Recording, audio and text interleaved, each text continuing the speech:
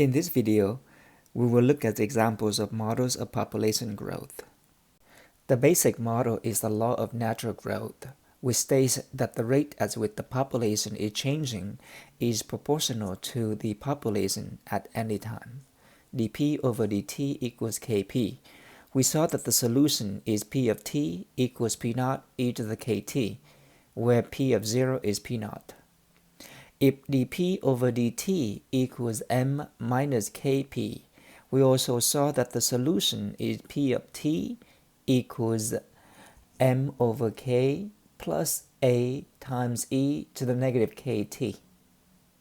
And then we have the logistic model, whose differential equation is dp over dt equals kp times the quantity 1 minus p over m.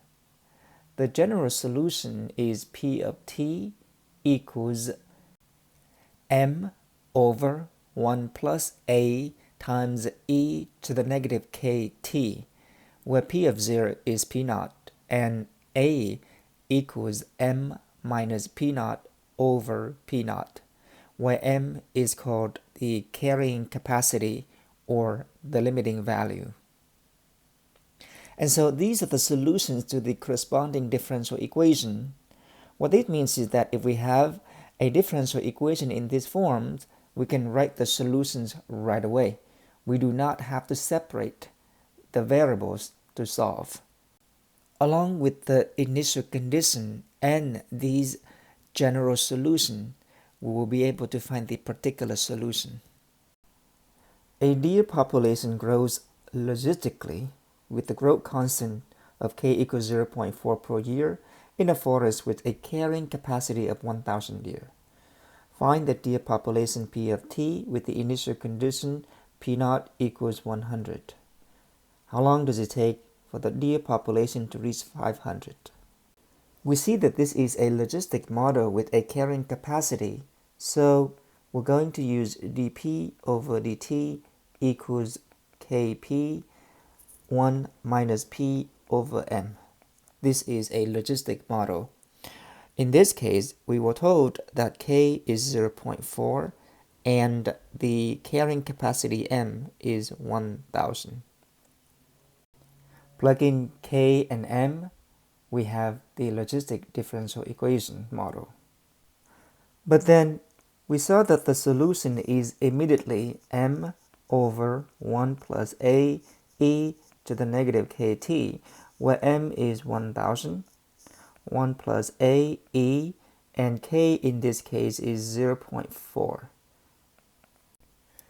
We also saw that a is m minus p naught over p naught.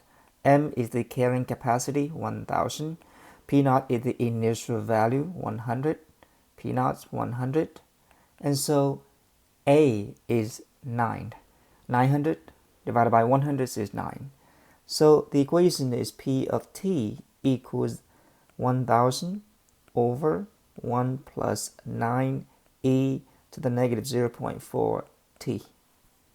And so we have the particular solution. How long does it take for the deer population to reach 500? We need to find the time t so that the population is 500.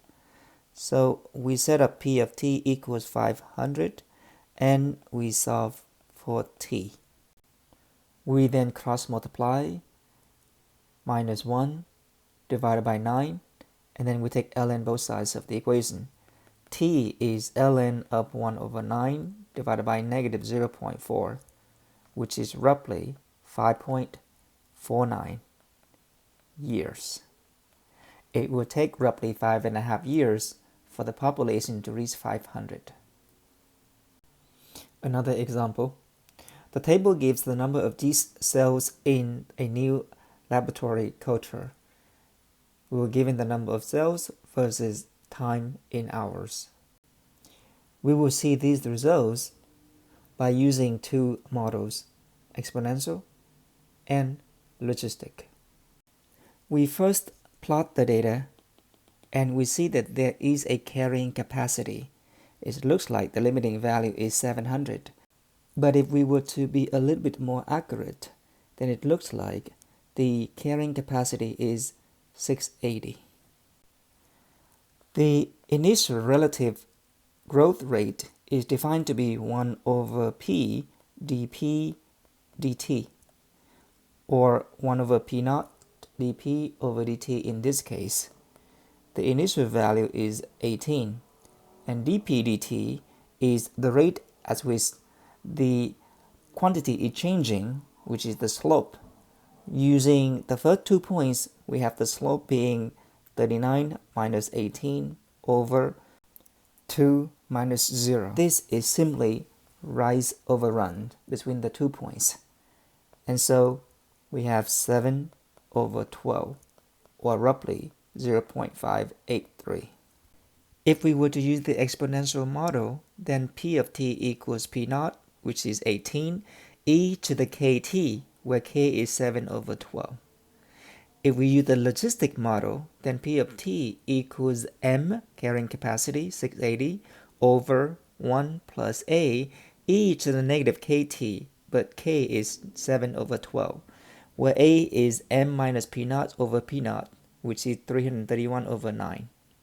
And so, if we want to estimate the number of these cells after 7 hours using the logistic model, we simply plug in 7, and we see that this is 420 cells. So after 7 hours, using the logistic models, there are 420 cells.